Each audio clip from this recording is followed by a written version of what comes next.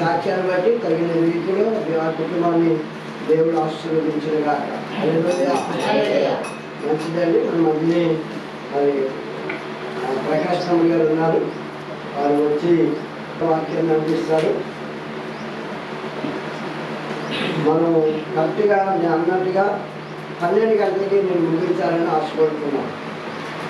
కాబట్టి మన cake cutting ఉంది, అన్నిటికీ సమయాన్ని బట్టి మరి తమ్ముడు కూడా సమయానికి ముగిస్తున్నాడు. దాన్ని బట్టి మనం ఇంకా ముందుకు వెళ్దాం. చప్పటి కొట్టి వెళ్దాం.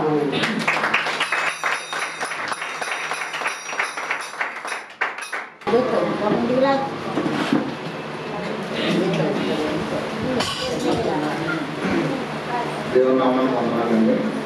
వచ్చిన అందరికి కూడా ప్రభునామంలో వందనాలు. గత వారం చాలా ముఖ్యమైనటువంటి విషయాన్ని మాట్లాడుకున్నాం. ఈరోజు కూడా దేవుడి వాక్యాన్ని శ్రద్ధగా ధ్యానించాము. చాలా గంభీరమైనటువంటి మాటల్ని నేర్చుకున్నాం. పోయిన వారం ఫ్లోలో వెళ్ళిపోతూ ఒక మాట ఇంకొక పాయింట్ మర్చిపోయాను. మన దేవుడు ఆత్మస్వరూపం. స్వరూపం అంటూ ఏమీ ఉండదు. ఈ స్వరూపంలో ఎలాగే ఉంటాడు, ఇదిగో మన దేవుడు అని చెప్పడానికి ఏమీ లేదండి. మన దేవుడు ఫోటోలు కూడా ఏమీ లేదు. ఎక్కడైనా మీరు చిత్రపటాలు ఏమైనా చూసినా దేవుడి ఫోటోలు, అది మన దేవుడు కాదు. ఎట్టి పరిస్థితుల్లోనూ దండాలు పెట్టకండి. ఒక రూమర్ మాత్రం అప్పుడు ప్రచారం అయింది. ఏంటా రూమర్ అంటే, మన దేవుడిని సిలువలో చంపేసేటప్పుడు, ఆయన సిలువ మోయించేటప్పుడు ఆయన రక్తలై కారుతుంటే, ములకవేయటం పెట్టేశారు కదా, రక్తలై కారుతుంటే ఆ టైంలో ఎవరో తుడుచుకోవడానికి కచ్చి మీద ఇచ్చారట. అప్పుడు ఆయన తుడుచుకుంటే ఆ ముఖ చిత్రం పడింది అని చెప్పేసి అంటుంటారు. ఆ బొమ్మే ఈ బొమ్మగా చిత్రీకరించారు అని చెప్పేసి అది పచ్చి అబద్ధం. అలా తుడుచుకుంటే రక్తం అంటుంటుంది, కానీ ఫోటోలాగా ఏమీ రాదు.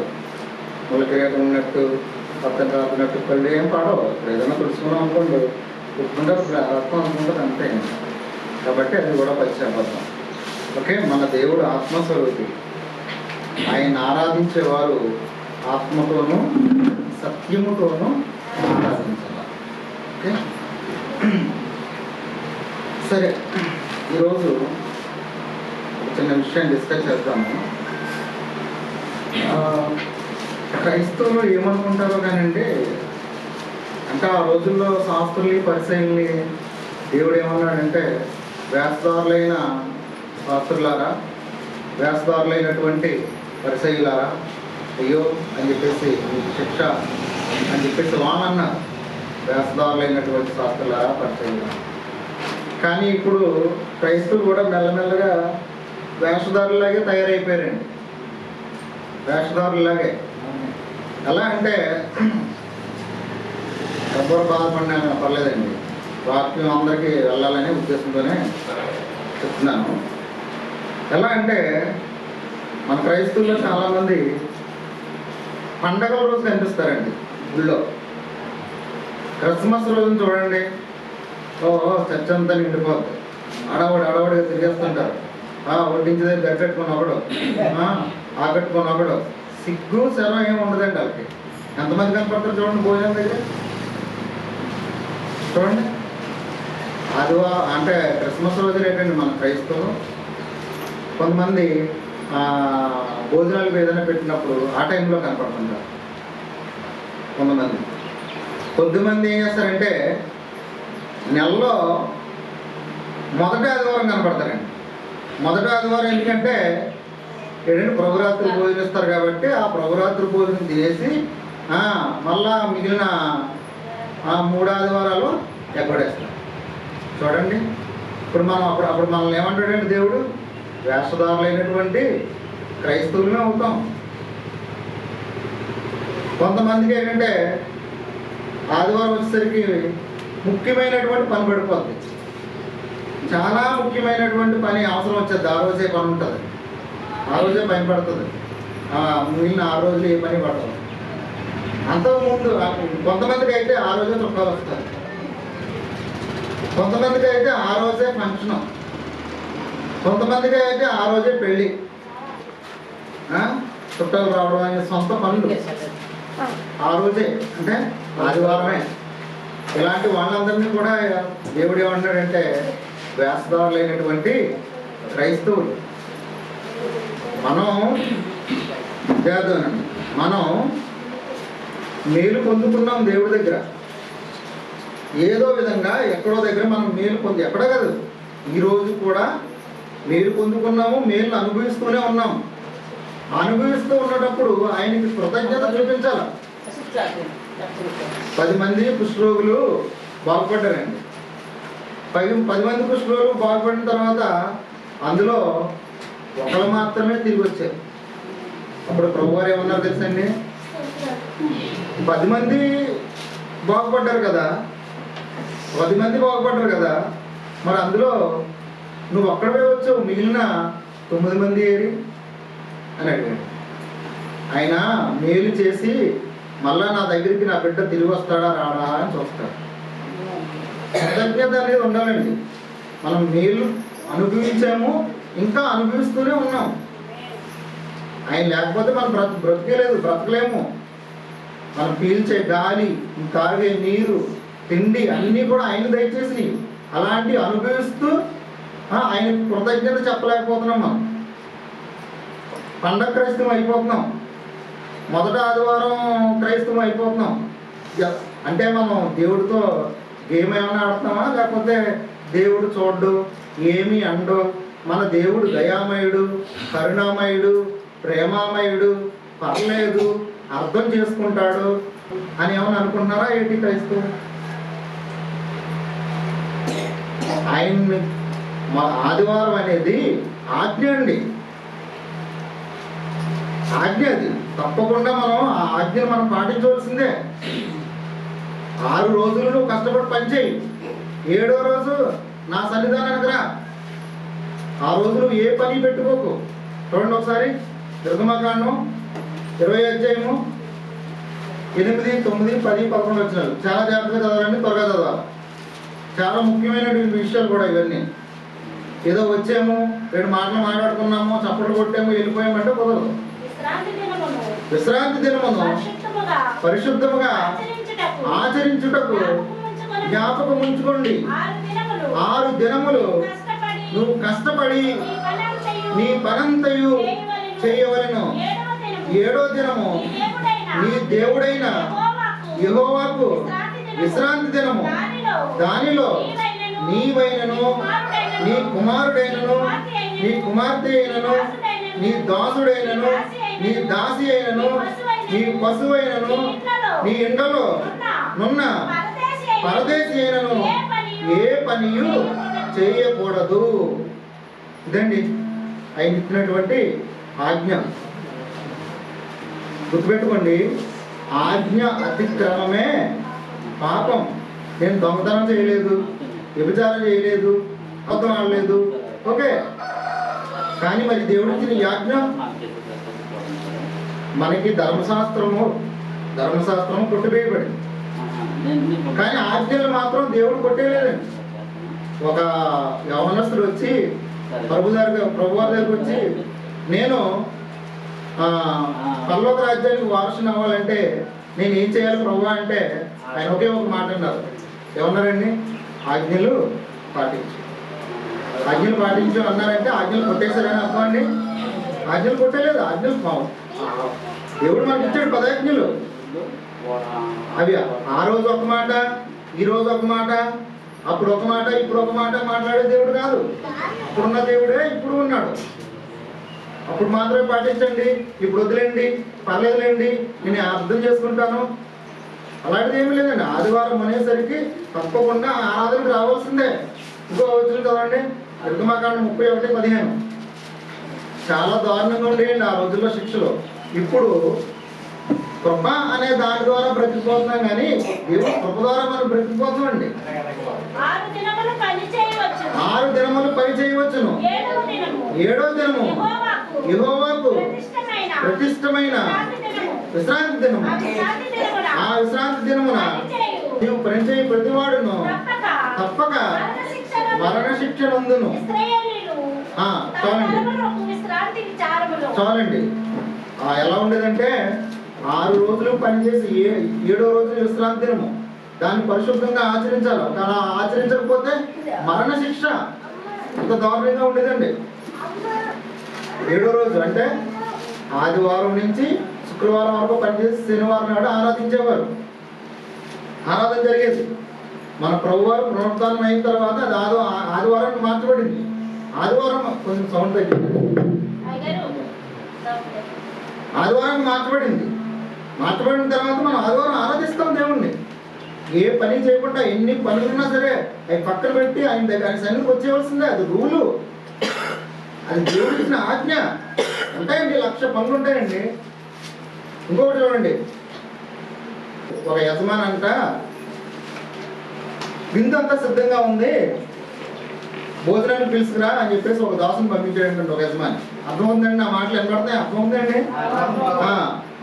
పిల్లండి అని చెప్పేసి ఒక దాసుని పంపిస్తే చూడండి, లోకాసు వార్త 14, 16, 20 అండి. 14, 16 చాలా ముఖ్యమైనటువంటి మాటలండి. మనం దేవుడిని మాటలు అతిక్రమిస్తున్నాం. ఆయన అతనితో ఇట్లా నేను ఒక మనుషుడు అనుమతి పిలిచాను. ఇందుకాలమందు అతడు ఇప్పుడు సిద్ధమై ఉన్నది రండని పిలువబడిన వారితో చెప్పుటకు తన దాసుని పంపాను. అయితే వారందరూ ఏక మనసుతో నెపములు చెప్పసాగిరి. మొదటివాడు నేను ఒక పొలం కొనుక్కున్నాను, అవశ్యముగా వెళ్ళి దానిని చూడాలి, నేను నన్ను క్షమించండి, నిన్ను వేడుకుంటున్నాను. ఇంకొకడు నేను 5 జట్ల ఎద్దులు కొన్నాను, వాటిని పరీక్షింప వెళ్తున్నాను, నన్ను క్షమించు. ఇంకొకడు నేను ఒక స్త్రీని పెళ్లి చేసుకున్నాను, నేను రాలేను. అర్థమైంది కదండి? సిద్ధపరిస్తే, భోజనానికి సిద్ధపరిస్తే, పిలిస్తే, ఒకడేమో నేను ఎడ్లు కొనుక్కున్నాను, కుదరదు నాకు పని ఉంది, ఒక నేను పొలాలు కొనుక్కున్నాను అవి చూసుకోవాలా, ఒక వ్యాపారం ఉంది, నేను పెళ్లి చేసుకున్నాను కొత్తగా. చూసారండి ఎలాంటివి చెప్తున్నారు? ఇలాంటి సాకులు చెప్తే మాత్రం దేవుడు ఎట్టి పరిస్థితుల్లోనూ కూడా అంగీకరించడండి. మన దేవుడు మిగిలిన దేవుడు లాంటి దేవుడు మాత్రం కాదు. కరుణామయుడు, దయామయుడు, రోషం గల దేవుడు కూడా. మాట ఇచ్చిన తర్వాత మాట తప్పేవాడు కాదు. ఆయన ఆజ్ఞను పాటిస్తే ఆశీర్వాదాలు అధికంగా ఇస్తాడండి. ఆయన మాటలను మనం పూజ తప్పకుండా ఫాలో అయితే ఆయన మనల్ని అత్యధికంగా ఆశీర్వదిస్తాడు. మనకున్నటువంటి ఆశీర్వాదాలన్నీ కూడా గుర్తుపెట్టుకోండి, షరతుల మీద ఆధారపడి ఉంటాయండి. షరతుల మీద ఆధారపడి ఉంటాయి. మన దేవుడు మనకి ఇచ్చే ఆశీర్వాదాలు ఇప్పుడు కూడా షరతుల మీద ఆధారపడి ఉంటాయి. అంటే నీ దేవుడైన యెహోవా నీకు అనుగ్రహించిన దేశంలో నువ్వు దీర్ఘాయుష్మంతుడు ఉన్నట్లు నీ తల్లిని నీ తండ్రిని సన్మానించుము అని. నీకు దీర్ఘాయుష్ కావాలి అంటే నీ తల్లిని నీ తండ్రిని సన్మానించు. నీ తల్లిని నీ తండ్రిని నువ్వు సన్మానిస్తే అది కండిషన్, నీకు దీర్ఘాయుష్ ఉంటాయి. మొదట నా నీతిని రాజ్యాన్ని నువ్వు వెతుకు, అప్పుడు నీకేం కావాలో నేను ఇస్తాను. కండిషన్. ముందు నేను చెప్పింది చెయ్యి, తర్వాత నీకు ఆశీర్వాదాలు. గుర్తుపెట్టుకోండి, మన దేవుడు కండిషన్ ఉంటుంది. ఆశీర్వాదాలకి కండిషన్ ఉంటుంది. నువ్వు నీతిగా నిజాయితీగా ఆయన ఆరాధించు, తప్పకుండా ఆయన ఆశీర్వదిస్తాడు. చూడండి ఒకసారి దానికోసం యెషయా 58, 13, 14 అండి. యెషయా 58, నా విశ్రాంతి దినమున వ్యాపారము చేయకుండా ప్రతిష్టమైన దినమని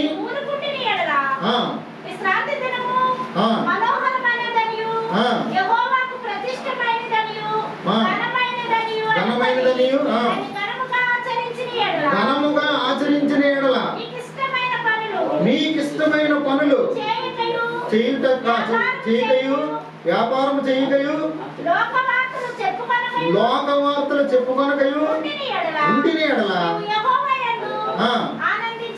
ఆనందించదు. ఉన్నత స్థలముల మీద నేను నిన్ను ఎక్కించదను. అప్పుడు చాలండి, నువ్వు నా మాట ఆలకించి ఆ విశ్రాంతి దినాన్ని నువ్వు పాటిస్తే నేను ఉన్నత స్థలముల మీదకి నేను నిన్ను ఎక్కిస్తాను అనడం లేదండి. చాలా క్లియర్గా ఉంది, బైబిల్ చాలా క్లియర్గా చెప్తుంది. నువ్వు ఆదివారం అనేసరికి నువ్వు సొంత పనులు ఏమి పెట్టుకోకు, సొంత మాటలు ఏమి మాట్లాడుకో, సొంత ఏమీ వద్దు. దాన్ని పరిశుద్ధంగా నువ్వు ఆచరించు, నిన్ను ఉన్నత స్థలముల మీదకి నేను ఎక్కిస్తాను అని దేవుడు అంటున్నాడండి. కానీ మనకు బోల్డని పనులు. చూడండి, ఆయన మాటను మనం ఎలా ధిక్కరిస్తున్నామో చూడండి. ఇశ్రాయేలీని కానాను దేశం, పాలు తేలిన ప్రావిన్స్ దేశాన్ని నేను మీకు ఇస్తాను, వెళ్ళండి అని చెప్తున్నాడండి. వెళ్ళండి అని చెప్తే వాళ్ళు దేవుని మాటకి అవిధేయులైపోయారు. ఆయన మాటని పూర్తిగా నమ్మలేదు. వాళ్ళు మధ్యలో సొనుక్కోవడం, సరిగ్గా వాళ్ళ ప్రవర్తన దేవుని దృష్టి కరెక్ట్గా ఉండేది కదండి. ఆ కరెక్ట్గా ఉండదు అంటే ఆయన మాటనే వాళ్ళు సరిగ్గా వినకపోవడం వల్ల 40 రోజుల్లో వెళ్ళవలసిన ప్రయాణాన్ని 40 సంవత్సరాలు చేశాడండి దేవుడు. 40 రోజులు ప్రయాణం అండి. ఈజిప్ట్ నుండి కానానికి 40 రోజులు ప్రయాణం అండి. 40 రోజుల ప్రయాణాన్ని 40 సంవత్సరాలు తిప్పాడండి దేవుడు. ఆ అరణ్యంలోనే తిప్పి తిప్పి తిప్పి అక్కడ తిప్పాడండి. తిప్పేసి మళ్ళా ఆ అవిధేయుల్ని అందులో తీసుకెళ్ళకూడదని చెప్పేసి అరణ్యంలో చంపాడండి. ఒక్కరు కూడా వెళ్ళలేదు. యెహోషువ కాలేబులు వాళ్ళ పిల్లలు తప్ప. తర్వాత ఒకే ఒక విషయంలో సాత్వికుడైనటువంటి మోషే అండి, ఒకే ఒక విషయంలో నువ్వు బండతో మాట్లాడు నీరు వస్తుంది అని చెప్తే బండను కొట్టాడండి. చిన్న అవిధేయత, సాత్వికుడు, మహానాయకుడు, చిన్న మాట తప్పాడండి. ఆ మాటకి నీకు ప్రవేశం లేదు, ఆ కానాను భూమిలోకి నీకు ప్రవేశం లేదు. బతిమాలుకున్నాడండి. దేవా తండ్రి అంటే సరే నువ్వు బతిమాలుతున్నావు కాబట్టి ఆ కొండ మీద నేను చూపిస్తాను, ఎట్టి పరిస్థితుల్లో నీకు ప్రవేశం లేదు. దేవుడు మాట అంటే అలా ఉంటుందండి. పౌరుషం గల దేవుడు అండి. ఏమనుకుంటారంటే పర్లేదు, అర్థం చేసుకుంటాడు దేవుడు. ఇక్కడ చాలా మంది లాస్ట్లో వస్తారండి ఆరాధనకి, మేము అన్నట్టు కనపడతారు అంతే, మళ్ళీ అన్నీ వెళ్ళిపోతారు. కొంతమంది అయితే అలా రోడ్డు మీద వెళ్తా దేవుడికి ఇలా ఇలా ఇలా ఇలా ఇలా కిందకి మీదకి పక్కకి అని ముద్దెట్టుకొని వెళ్ళిపోతారు. అది ఎవరు చెప్పారండి? మన బైబిల్లో ఎక్కడైనా ఉందా అలాగని? చాలా మంది క్రైస్తవులు చూశారు ఇలా ఇలా అని, ఇలా ఇలా ఏంటది అది ఎక్కడండి? అది యేసుప్రభు గారు ఎక్కడైనా చేశారా అది బైబిల్లో? ఇలాంటివన్నీ కూడా సైతాన్ ద్వారా వచ్చినాయండి. ఆడు ప్రవేశపెట్టాడు ఇవన్నీ కూడా. ఎక్కడా లేవు ఇలాంటి. క్రైస్తవులు చాలా మంది అన్యుల్ని చూసి క్రైస్తవులు నేర్చుకుంటారో లేదా క్రైస్తవులు చూసి అన్ని నేర్చుకుంటారో కానండి. నేను ఎక్కువ నా కొలీగ్స్ అంటే కాలేజీలో మాస్టర్లు, ఇంగ్లీష్ మాస్టర్లు ఎక్కువ మంది అందరూ కూడా అన్యులే. వాళ్ళు ఏం చేస్తారంటే వాళ్ళతో నేను ఎప్పుడైనా ఎక్కడైనా ప్రయాణం చేసినప్పుడు ఎక్కడైనా చిన్న గుడి కానీ దేవుడి బొమ్మ కానీ ఏదైనా టెంపుల్ కానీ కనిపించింది అనుకోండి, వాళ్ళు వెంటనే ఇలా అనుకొని మొత్తానికి ఏదో అనుకుంటారు. కనపడిన టెంపుల్ దగ్గర అలా అంటుంటారు. మరి వాళ్ళు చూసిన తర్వాత మళ్ళీ మనోళ్ళు కూడా అలవాటు చేసుకున్నట్టున్నారు. మనోళ్ళు కూడా ప్రతి చర్చ కనపడి వెంటనే కిందకి మీదకి పక్కకి పక్కకి అదేం ఆరాధన? అలా ఆరాధించేది దేవుడు ఒప్పుకుంటాడా? బాగా గమనించండి, చూడండి ఎలా దిగజారిపోయాం మనం. ఆయన ఆత్మస్వరూపి. ఆయన ఆరాధించేవారు ఆత్మతోనూ సత్యముతోనూ ఆరాధించాలి. తర్వాత ఇంకో విషయం కూడా చూద్దామండి. మనం బాగా పెట్టుకోండి, దేవుడి దగ్గరికి మనం వెళ్ళిపోవాలండి. అయినా అన్నారు ఎన్ని పనులున్నా మిగిలిన వాళ్ళకి అన్యులకి మనం ఒక బ్రాండ్లా కనిపించాలి. ఎలా అంటే ఆదివారం వచ్చిందంటే ఆడు ఎంత పనున్నా సరే వెళ్ళడం, ఆడికి ఎంత వ్యాపారం ఉన్నా, ఎన్ని డబ్బులు ఎగస్ట్రా ఇస్తానన్నా ఆడు రాడు, ఆరాధనకు వచ్చేస్తాడు, చర్చికి వెళ్ళిపోతాడు. మళ్ళా వచ్చిన ఆదివారం అనేసరికి వాడికి ఎన్ని డబ్బులు ఎగస్ట్రా అంటే ఎవరివ్వండి కానీ ఒప్పుకోడు, చర్చికి వెళ్ళిపోతాడు. మన మీద వచ్చేయాలి, ఆ నమ్మకం మన మీద వచ్చేయాలి వాళ్ళకి. అసలు ఆదివారం అనేసరికి అసలు ఎన్ని పనులు ఏ పని పెట్టుకోడు, చర్చికి వెళ్ళిపోతాడు అని ఆదల వాళ్ళకి మన మీద ఒక ఒపీనియన్ వచ్చేయాలి. అప్పుడేనండి మనం దేవుడి దగ్గరికి అన్ని పనులు వదిలేసుకొని వెళ్ళామనుకోండి, అప్పుడు ఆయన మన దగ్గరికి వస్తాం. ఇది కూడా షరతే. మొదట మీరు నా దగ్గరికి రండి, అప్పుడు నేను మీ ఇంటికి వస్తాను, మీ దగ్గరికి వస్తాను. ఒకసారి చూసాను బైబిల్లో, నేను ఎప్పుడు కూడా ఏ మాట కూడా నేను బయట నుంచి చెప్పనండి, చెప్పను, ఇప్పటికీ కూడా చెప్పను. చూడండి, యాకోబు 4:8 ఇది దేవుడు మాట్లాడండి. బైబిల్ నుంచి తీసుకొని మాత్రం మనం మాట్లాడుకున్నాం. ఆయన యొద్దకు రండి, యేసు యొద్దకు రండి, అప్పుడు ఆయన మీ యొద్దకు వచ్చిన షరతు, ప్రతి షరతులతో కూడి ఉంటాయండి మన ఆశీర్వాదాలు. ఇప్పుడు కూడా ఆయన యొద్దకు రండి, అప్పుడు మీ యొద్దకు వస్తాడు. మనం ఆయన దగ్గరికి వెళ్ళలేదు అనుకోండి, ఆయన కూడా రాడు. మనం ఎలా ఉంటామో ఆయన కూడా అలాగే ఉన్నాడు అనుకోండి, ఇంకా లేడు, ఇంకా కృపతో బ్రతికిపోతున్నాం. ఇప్పుడు మనం ఎలా ఉన్నామో ఆయన అలాగే ఉన్నాడు అనుకోండి, అంటే మనం ఆయన సన్నిధికి వెళ్ళలేదు, ఆయన దగ్గరికి వెళ్ళలేదు అనుకోండి, అప్పుడు ఆయన కూడా రాడు. అదే అండి నా ఫస్ట్ మనం ఆయన దగ్గరికి వెళ్ళిపోతే ఆయన మన దగ్గరికి వస్తాడు. తర్వాత మనం క్రైస్తవం అయిపోయామండి, దేవుళ్ళలోకి వచ్చాం. వచ్చిన తర్వాత ఇక మనం లోకం వైపు తిరిగి చూడకూడదు, మన దేవుడు చెప్పిందే మనం పాటించుకుంటూ వెళ్ళిపోవాలి. లోకం వైపు తిరిగి చూసామనుకోండి మళ్ళా. అందుకే మన ప్రభు గారు ఒక మాట అన్నారు, ఎవరు లోతు భార్యను జ్ఞాపకం చేసుకోండి, లోతు భార్యను జ్ఞాపకం చేసుకోండి. సొదొమ గొమొర్రా పట్టణాన్ని నాశనం చేస్తున్నాను నేను, శుభ్రం కాల్చిపారేస్తున్నాను. లోతు, నువ్వు, నీ పిల్లలు, తర్వాత నీ భార్య ఇక్కడి నుంచి వెళ్ళిపోండి, వెనక్కి తిరిగి చూడొద్దు. మళ్ళీ ఈ పట్టణం కేసి వెనక్కి తిరిగి చూడొద్దు అని చెప్పేసి అంటే లోతు ఆ పిల్లలు వెనక్కి తిరిగి చూడకుండా పరిగెట్టుకుంటూ వెళ్ళిపోతున్నారండి. కానీ లోతు భార్య మాత్రం వెనక్కి తిరిగి చూసింది. వెనక్కి తిరిగి చూసిన వెంటనే ఏమైంది తెలుస్తుందండి, ఉప్పు స్తంభం అయిపోయింది. మరి ఏమనుకుందో ఏటో, ఆవిడకి ఏ లావాదేవీలు ఉన్నాయో మరి ఆ సొదొమ గొమొర్రా పట్టణంలో, లేకపోతే ఇంకా ఏమైనా సీట్లు, లేకపోతే ఇంకా లోకంతో ఏమైనా సంబంధం అంటే ఉంటాయండి.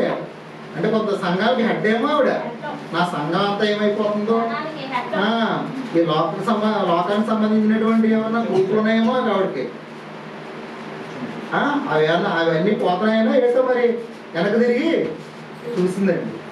వెనక తిరిగి చూడటం వల్ల ఏమైందండి, పుస్తకం అయిపోయింది. కాబట్టి మనం క్రైస్తవులుగా పిలువబడ్డాం. ఇక మనం ఎప్పటికి కూడా లోకం వైపు మరి తిరిగి చూడకూడదు. తిరిగి చూస్తే అందుకే ప్రభువారు అనేసారు, లోతు భార్యను జ్ఞాపకం చేసుకోండి, లోతు భార్యను జ్ఞాపకం చేసుకోండి. వెనక్కి తిరిగి చూసింది, లోకం వైపు చూసింది, స్తంభం అయిపోయింది. కాబట్టి మీరు కూడా జాగ్రత్త, లోకం వైపు చూడకండి. చూడండి, దేవుడు ఏమన్నాడో తెలుసా, నా దగ్గరికి వచ్చారు కాబట్టి, మీరు క్రైస్తవులు అయ్యారు కాబట్టి, ఉంటే సత్యమైనా ఉండండి, లేదా ఆ లోకంలో ఉన్నా కలుసుకోండి. చల్లగానైనా ఉండండి, అంటే వెచ్చగానైనా ఉండండి, లేదా చల్లగానైనా ఉండండి. నువ్వు వెచ్చగా మాత్రం ఉండకండి, అటు ఇటు వేగంగా ఉండకండి. అలా ఉంటే నాకు చాలా ఆశయం, ముఖం మీద ఉమ్ము చెప్తాను. దేవుడు అన్నాడండి, చూడండి ఒకసారి ప్రకటన గ్రంథము 3:16, ప్రకటన గ్రంథము 3:16, ప్రకటన గ్రంథము, నీవు వెచ్చగానైనను చల్లగానైనను ఉండక నులివెచ్చగా ఉన్నావు కనుక గనుక నేను నిన్ను నా నోట నుండి ఉమ్ము అయ్యే ఉద్దేశించుచున్నాను. చాలండి.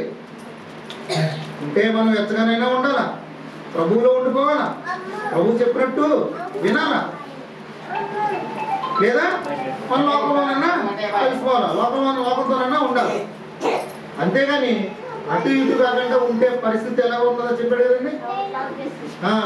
ఆయన ముఖం మూసేస్తానన్నాడండి. ఆ పరిస్థితి మనం ఎప్పుడు కూడా తెచ్చుకోకూడదు. మనం ఎలాగా క్రైస్తవం అయ్యాం, లోకాలు విడిచి వచ్చేస్తాం. కాబట్టి మనం నులివెచ్చగాను లేదా చల్లగాను అలా ఉండకూడదండి. మనం క్రీస్తులోనే ఉండిపోవాలి. తర్వాత ఇక కొంతమంది అయితే దేవుడి సన్నిధికి వస్తారండి, పిల్లలు వస్తారు. మరి ఏమనుకుంటారో మొత్తం ఆగ్రహించుకోవడానికో, మా పల్లె పిల్లలు కూడా వస్తుంటారండి. కొంతమంది వస్తారు, అటెండెన్స్ పలుకుతారు, కూర్చుంటారు, అంతే కూర్చుంటారు. వాళ్ళకి ఏం చెప్తున్నామో వాళ్ళు అసలు ఏ కాన్సన్ట్రేషన్ చేయరు. బాడీ మాత్రం ప్రెసెంట్, మైండ్ మాత్రం ఆబ్సెంట్ అనమాట. చూడడం అయితే మా వైపు చూస్తూ ఉంటారు, తిడతామనో కొడతామనో. నేను చెప్పింది అంతా జాగ్రత్తగా విన్నట్టుగానే ఉంటుంది. ఏ 2-3 క్వశ్చన్లు అడిగా అనుకోండి, నిలబెట్టి చూస్తుంటాడు. అంటే బాడీ ప్రెసెంట్, మైండ్ ఆబ్సెంట్. మనం వచ్చామంటే దేవుని సన్నిధిలో వాక్యం నేర్చుకొని వెళ్ళాలి. అంతేనా వచ్చాము, అప్పట్లో కొట్టాము, పాటలు పాడాము, ఎప్పుడు వదిలేస్తారా బాబాయ్ గారు, అమ్మే నన్ను ఎప్పుడు అంటారా బాబు అని ఎదురు చూడటం కదండి. చాలామంది అదే పనిలో ఉంటారు. ఎందుకంటే సండే కాబట్టి ఈ వండుకొని వస్తారు. ఆ రావడం వల్ల ఏమవుతుందంటే మన దృష్టి అంతా కూడా ఆ చేపల మీద, ఆ మాంసం మీద ఉంటుంది, కూర మీద ఉంటుంది. ఈయనేమో వదలరు. అదేమో కొంతమంది అయితే మెల్లగా జారిపోతారండి. కొన్ని దేవాలయాల్లో నేను చూశాను, మాస్టర్ వదలలేదని చెప్పేసి మెల్లగా జారిపోయి ఇంటికి వెళ్ళిపోతారు. వెళ్ళిపోయినట్టే కంచం మీద వెళ్ళిపోతారు, అంతే. ఇంకా లేట్ ఏమి ఉండదు. అక్షయాహారం దీనికంటే దీనికంటే అది గొప్పది ఏంటండి.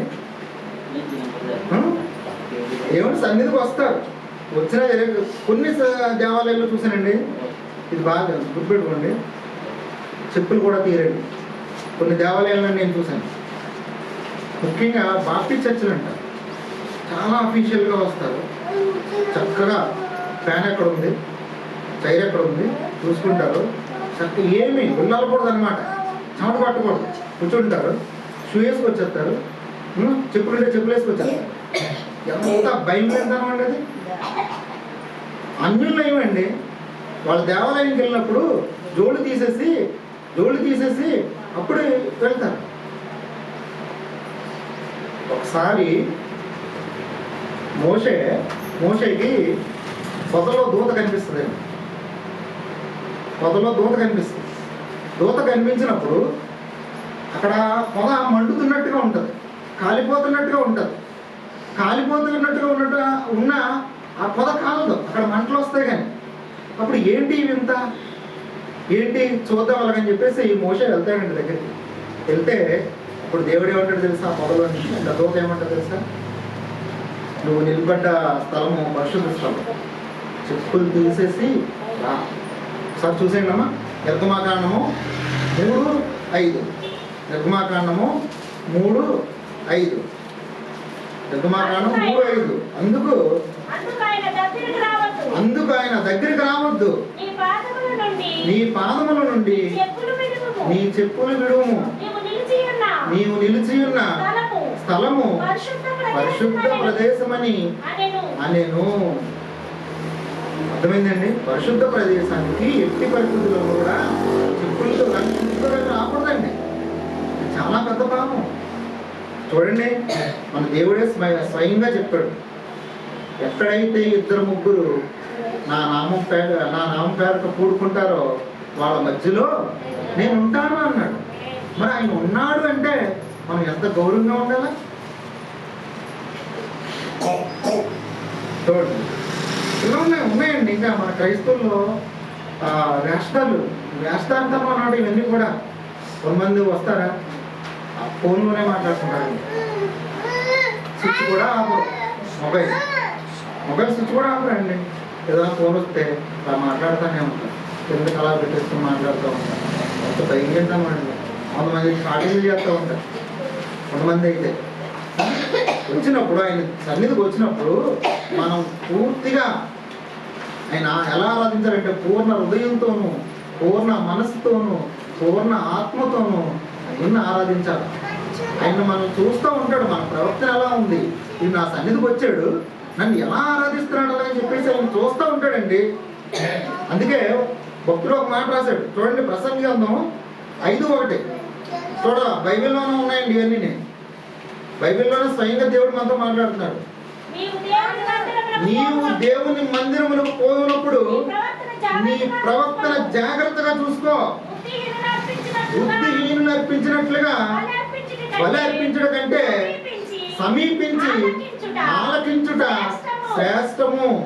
కానండి వారు తెలియకే దుర్మార్గ పనులు చేయుచున్నారు. నీవు దేవుని సన్నిధిని అనాలోచనగా పలుకుటకు నీ హృదయము పొరపడనీయక నీ నోటిని కాచుకును. కానండి దేవుడు ఆకాశం మందు ఉన్నాడు, మనం చూస్తూ ఉన్నాడు. కాబట్టి మనం ఆయన సన్నిధానంకి వచ్చామంటే మన ప్రవర్తన చాలా జాగ్రత్తగా చూసుకోవాలి. బలులు అర్పించడం కంటే ముందుకు వచ్చి ఆయన వాక్యాన్ని వినడం శ్రేష్టం. అర్థమైందండి? కాబట్టి అది బాగా గుర్తుపెట్టుకోండి. ఎన్ని పనులున్నా సరే వదిలేసి వచ్చానండి. ఎన్ని పనులు 1,00,000 పనులు ఉన్నామండి. పక్కన పట్టండి, పక్కన పారేయండి. ఆ పనులన్నీ దేవుడా ముఖ్యం పనులా, ఆ పనులన్నీ నెరవేర్చేది దేవుడు ముందు పెట్టండి. అందుకే చూడండి ఆయన ఏమన్నా అనుకున్నారు, ఆయన సన్నిధిలో ఒక్క రోజు గడిపితే 1000 దినముల కంటే శ్రేష్టం. ఒక్కరోజు చూసండి. కీర్తనలు 84:10. కీర్తనలు 84:10. కీర్తనలు 84:10. నీ ఆవరణంలో ఒక దినము గడుపుట 1000 దినముల కంటే శ్రేష్టము. చాలమ్మా, ఒక్క దినము, ఒక్క ఆదివారం నువ్వు మిస్ అవుతున్నావు. ఆ ఒక్క ఆదివారము 1000 దినాల కంటే శ్రేష్టమైంది ఆయన సన్నిధిలో నువ్వు గడిపితే. అర్థమవుతుందండి? ఆయన సన్నిధిలో నువ్వు ఒక్క దినం గడిపితే 1000 దినాల కంటే శ్రేష్టము. ఎవరు చెప్తారు? బైబిల్, దేవుడు చెప్తాడు మనతోటి. గుర్తుపెట్టుకోండి ఇవన్నీ కూడా. చూడండి, మనం చేసే భక్తి ఇప్పటి కోసం కదండి. నన్ను ఇక్కడ అన్నయ్య నిలబెట్టి వాక్యం చెప్పు తమ్ముడు అని 100 సార్లు నిలబెట్టినా 100 సార్లు నేను ఒకే ఒక మాట చెప్తానండి. లాస్ట్ మాట చెప్పి ముగిస్తున్నాను. 100 సార్లు అన్ని తమ్ముడు ఒక వాక్యం చెప్పు అని నన్ను 100 సార్లు నిలబెట్టినా 100 సార్లు నేను చెప్పే మాట ఒకటేనండి. 100 సార్లు అదే మాట చెప్తానండి. ఇప్పుడు చేసే మన భక్తి ఇప్పటి జీవనం కోసం కాదు. ఇప్పుడు జీవనం కోసం అయితే మనం ఎలాగైనా బ్రతికేయచ్చు. అన్యులు కూడా బ్రతికేస్తున్నారు. ఇప్పుడు జీవనం కోసం కాదు. మనం పోరాడేది, మనం భక్తి చేసేది, మనం పూజించేది ఎటర్నల్ లైఫ్ కోసం, నిరంతరము జీవించడం కోసం, మనం చనిపోయిన తర్వాత ఉన్న జీవితం కోసం. ఇప్పుడు ఎలాగైనా బ్రతికించండి. అన్యులు బ్రతుకుతున్నారు. యేసుప్రభు తెలియదు వాళ్ళకి. సినిమా హీరోలు ఉన్నారు, వాళ్ళు బ్రతకలేదండి. పెద్ద పెద్ద పెద్ద బిజినెస్ మ్యాన్లు ఉన్నారు, వాళ్ళు బ్రతకలేదండి. వాళ్ళకి యేసుప్రభు తెలియదు. వాళ్ళు డబ్బునే పూజిస్తారు, విగ్రహాలు ఆరాధిస్తారు, అయినా బ్రహ్మాండం బ్రతకట్లేదా? ఇప్పుడు మనం చేసే భక్తి, ఆయన్ని పూజించే పూజ, ఇదంతా కూడా ఇప్పటి బ్రతుకు కోసం కాదు. ఇప్పుడు బ్రతుకు మనం ఎలాగైనా బ్రతికేయచ్చు. నారు పోసేసాడు కాబట్టి మనం ఆయన సన్నిధానానికి వచ్చినా రాకపోయినా, ఎక్కడ తిరిగేసినా, ఎలా బతికేసినా నీరు పోస్తాడు. కానీ తర్వాత బ్రతుకు కోసం మనం ఇప్పుడు చేసేదంతా కూడా ఒకసారి చూడండి అమ్మా. 1 కొరింథీ 15:19. 1 కొరింథీ 15:19. ఈ జీవిత కాలం మట్టికే, అంటే ఇప్పుడు బ్రతుకు మనము క్రీస్తునందు నిరీక్షించు వారమైన మనుషులందరికంటే దౌర్భాగ్యులమైందుము. ఈ జీవిత కాలం కాలం మట్టుకే ఇప్పుడు సుఖపడతామా, ఇప్పుడు దేవుడు నాకు ఇస్తాడు, ఆరోగ్యం ఇస్తాడు, అన్నీ ఇస్తాడు అని ఇప్పుడు కోసం నువ్వు భక్తి చేస్తే మనుషులందరికంటే నువ్వు దౌర్భాగ్యుడివే. ఈ జీవితకాలం మట్టు కోసం కాదండి, ఈ జీవితానికి సరిపోద్ది, రాబో జీవితానికి. అంటే మన పరలోకంలో చేరడానికి, యుగయుగాలు ఆయనతో జీవించడానికి కూడా ఈ భక్తి కావాలి. ఈ జీవితకాలం మట్టుకే మనం ఈ భక్తి చేయట్లేదండి. ఈ జీవితకాలం మట్టుకైతే ఎలాగైనా బ్రతికేయచ్చు, అన్యులు బ్రతుకుతున్నారు. కాబట్టి ఈ బ్రతుకు కోసం కాదండి మనం చేసేదంతా కూడా. మనం క్రీస్తు న్యాయపీఠం దగ్గర నిలబడాల. ఆయన వచ్చిన తర్వాత అందరము నిలబడాలి.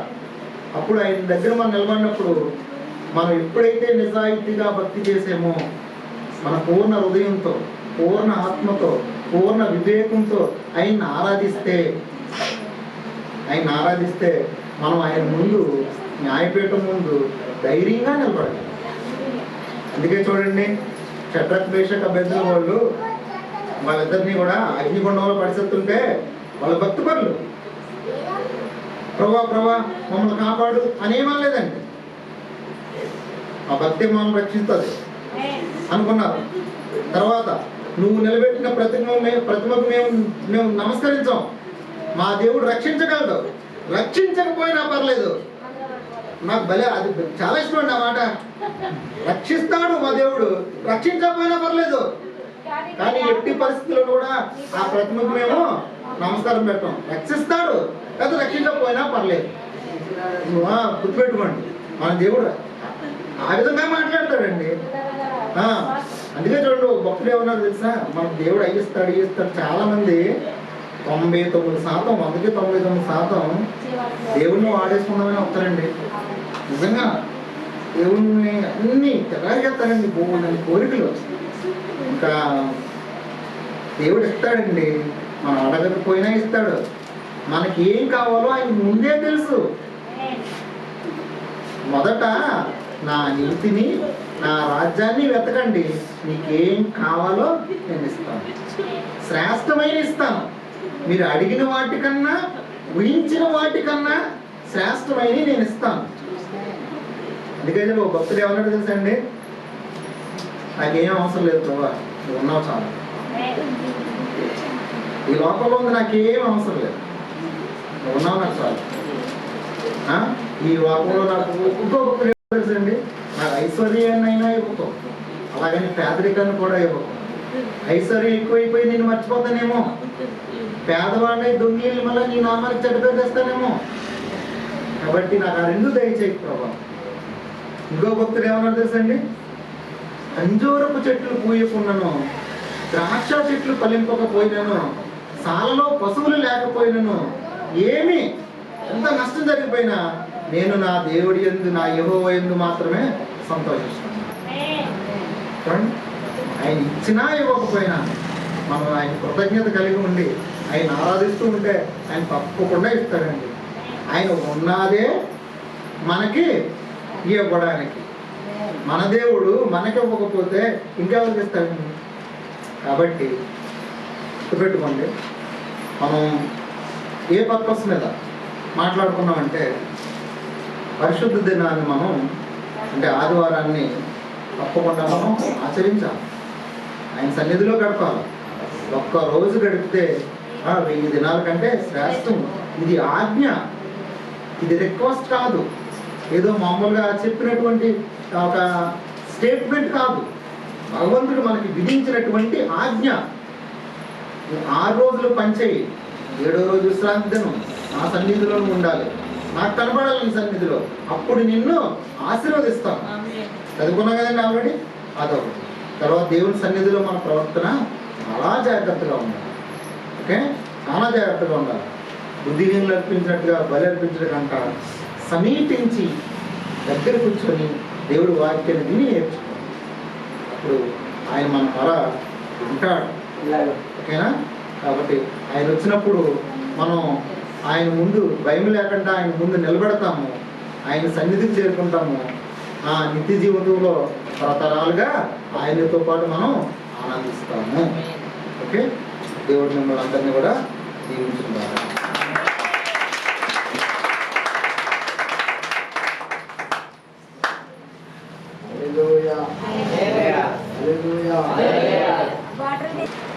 దేవుని సన్నిధికి మనం ఎందుకు వస్తున్నాము, మనం ఏం చేస్తున్నాం అనేది విషయాన్ని చాలా చక్కగా ఈ రోజుల్లో చాలామంది ఎప్పుడు ఆరాధన చేస్తున్నారంటే చాలా బాగా చెప్పారు. ఏదిగా రైతులు దేవుని జీవించారు.